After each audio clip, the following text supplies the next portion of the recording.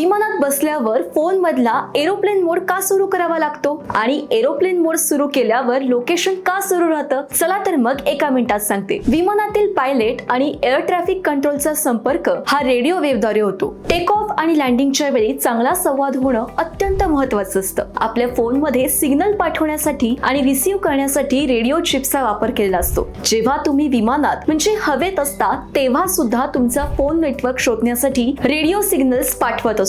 जर विमानात बसलेल्या 100हून अधिक फोन्स वरून हे सिग्नल एकाच वेळेला पाठवले गेले तर कॉकपिट मधील सिग्नल सोबत ओव्हरलॅप करू शकतात. यामुळे पायलट आणि एअर ट्रॅफिक कंट्रोलचा संवाद डिस्टर्ब होऊ शकतो. यामुळे एरोप्लेन मोड सुरू करायला सांगितला जातो. यामुळे तुमच्या फोन मधून रेडिओ सिग्नल पाठवणाऱ्या सर्व सिस्टीम्स बंद केल्या जातात. एरोप्लेन मोड सुरू केला तरीही जीपीएस काम करतं. याचं कारण जीपीएस सिग्नल पाठवत नाही तर रिसीव्ह करतं. त्यामुळे जीपीएस मुळे विमानाच्या कम्युनिकेशन सिस्टीम मध्ये काही डिस्टर्बन्स येत नाही. बाकी तुम्हाला ही माहिती होती का? कमेंट मध्ये नक्की सांगा. सोबतच पैसा पाळीला आत्ताच फॉलो करा.